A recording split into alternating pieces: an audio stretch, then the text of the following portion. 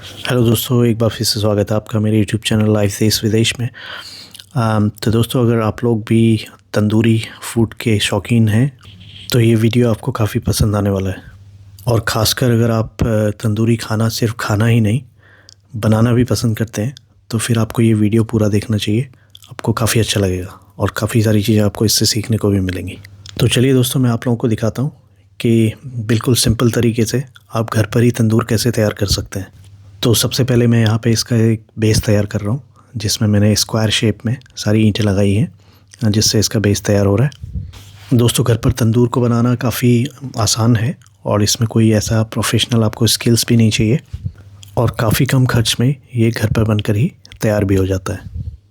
तो सबसे पहले दोस्तों बात करते हैं कि इसे बनाने के लिए आपको क्या क्या चाहिए। आपको 100 से 150 ईंटें चाहिए इसके लिए, रेता चाहिए जिसको सैंड भी बोलते हैं, और एक बड़ा टेराकोटा पॉट चाहिए, साथ में सीमेंट भी चाहिए और कुछ मिट्टी चाहिए थोड़ा बहुत, और एक वर्मीक्यूलाइट के नाम से एक इंसुलेटिंग मटेरियल इसमें आता है जिसकी आपको ज़रूरत होती है।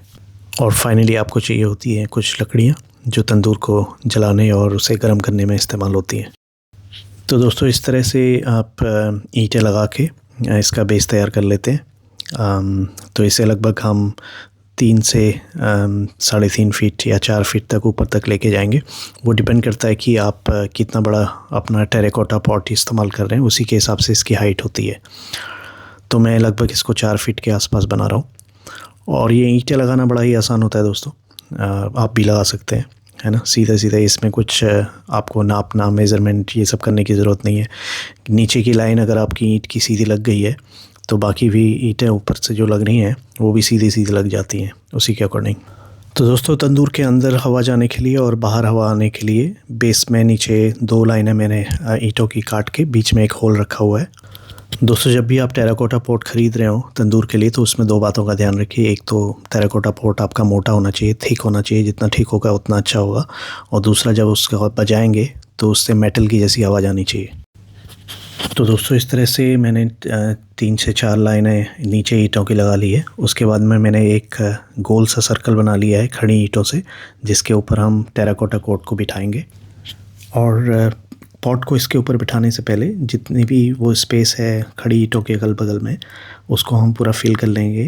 वो आप मिट्टी से भी फिल कर सकते हैं, कंक्रीट से कर सकते हैं, जिससे कि जो हमारी खड़ी ईंटें हैं वो एक जगह पे प्रॉपर्ली स्टेबल रहें। और दोस्तों, इसके बाद में हम टेराकोटा पॉट को पलट के इसका जो बेस है उसे काट के अलग कर लेंगे। और बड़ी सावधानी से इसको काटना होता है, जिससे कि कटिंग करते टाइम आपका पॉट चटके ना। और ये जो हमारा एक पीसेस से निकला है, ये लीड का काम भी करेगा इसमें। और अब हमें टेराकोटा पॉट को इसके ऊपर सेट करना है। तो उसके लिए हमें क्या करना होगा, एक मिट्टी की हम 1 इंच के आसपास की एक लेयर लगा लेंगे ईंटों के ऊपर, जिससे कि हमारा पॉट जब इसके ऊपर पलट के हम रखेंगे तो अच्छे से इसके ऊपर सेट हो जाए और उसमें कोई बीच में स्पेस ना रह जाए। तो अब हम दोस्तों इस पॉट को इसके ऊपर रख लेंगे। और हमें इसको रखते टाइम एक चीज़ का ध्यान रखना होगा कि ये फ्लैट रहे, मतलब सीधा रहे। अगर ये टेढ़ा तिरछा होगा तो इसमें आपको कुकिंग करने में या बेकिंग करने में या फिर रोटी चिपकाने में दिक्कत हो सकती है।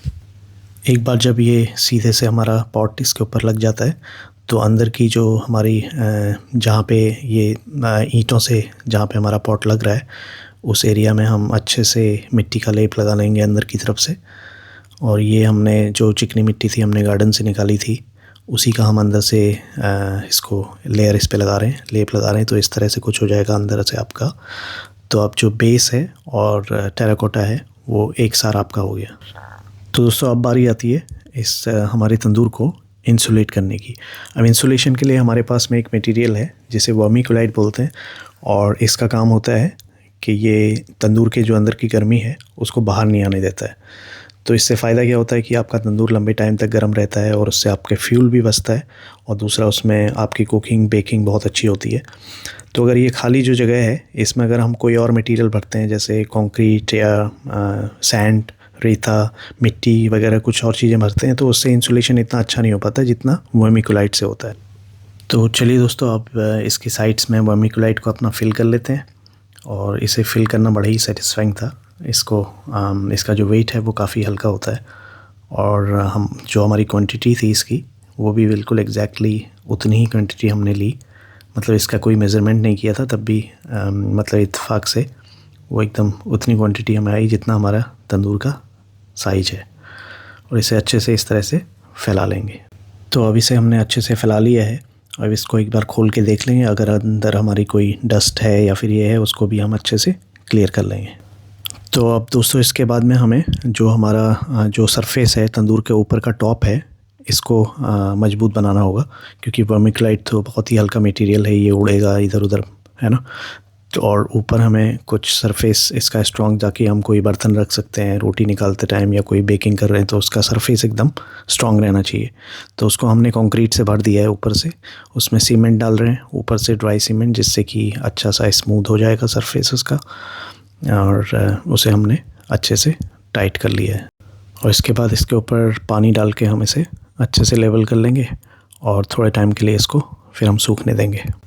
तो तंदूर का जो मुंह है दोस्तों, इसको थोड़ा सा अच्छा शेप देने के लिए, जिससे कि ये थोड़ा सा दिखने में भी अच्छा लगे और जो इसकी रफ़ सरफेस है जहाँ से हमने इसका लिड कट किया था वो भी अच्छा स्मूथ हो जाए, तो इसको हम मिट्टी से इस तरह से एक रिंग इसकी बना लेंगे। तो फाइनली फिर ये इस तरह का आपको दिखने लगेगा, है ना, काफ़ी अच्छा स्मूथ। तो इसके बाद में दोस्तों बारी आती है तंदूर के अंदर की वो जो वॉल है उसको कंडीशनिंग की। और कंडीशनिंग के लिए क्या होता है, हमें एक लेप लगाना होता है जिसमें सरसों का तेल हमने मिलाया है। सरसों के तेल में हमने करी पत्ते का पेस्ट, धनिए का पेस्ट और हल्दी उसमें डाली हुई है।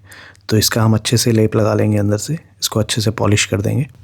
तो ऐसा करने से दोस्तों माना जाता है कि जो टेराकोटा में छोटे छोटे पोर्स होते हैं, छोटे छोटे छेद होते हैं, वो सारे भर जाते हैं और इसकी तंदूर की जो अंदर की जो लाइनिंग है वो स्मूथ हो जाती है, जिसकी वजह से इसमें रोटियां बहुत अच्छी से चिपकती हैं, नान अच्छे से चिपकते हैं और इससे तंदूर की जो स्मेल है वो भी इन्हेंस हो जाती है। तो दोस्तों ये सब करने के बाद में हम 24 घंटे के लिए लगभग तंदूर को छोड़ देंगे और उसके बाद में इसमें धीरे धीरे आग जलाएंगे। मतलब एकदम से इसमें फ्लेम नहीं बढ़ाएंगे, एकदम से बहुत सारी लकड़ियाँ इसमें नहीं डालेंगे, जिससे कि हमारे तंदूर की कंडीशनिंग बहुत अच्छे से हो जाए। और इसके बाद में हम 3 से 4 घंटे तक तंदूर को गर्म होने के लिए छोड़ देंगे। अब रोटी लगाने के लिए हमारा तंदूर एकदम रेडी है। तो चलिए दोस्तों अब देखते हैं इसमें पहली रोटी लगा के। काफ़ी एक्साइटमेंट भी है, देखते हैं कैसी रोटी निकलती है ना। देखते हैं पहले चिपकती कैसे है, फिर उसके बाद पकती कैसे है और फिर निकलती कैसे है। तो आप देख सकते हैं चिपक तो बहुत अच्छे से गई है और इसमें कुछ 2-4 बबल्स भी निकल आ रहे हैं।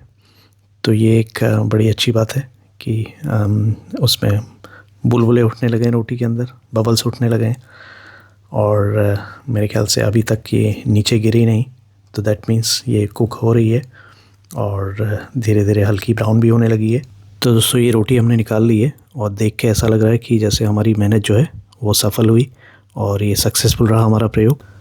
अगर आप लोगों को वीडियो पसंद आया तो लाइक करिए, शेयर करिए और कमेंट्स भी करिए। अगर आप लोगों ने लाइफ देश विदेश चैनल को सब्सक्राइब नहीं किया हुआ है तो प्लीज़ सब्सक्राइब भी ज़रूर कर लीजिए।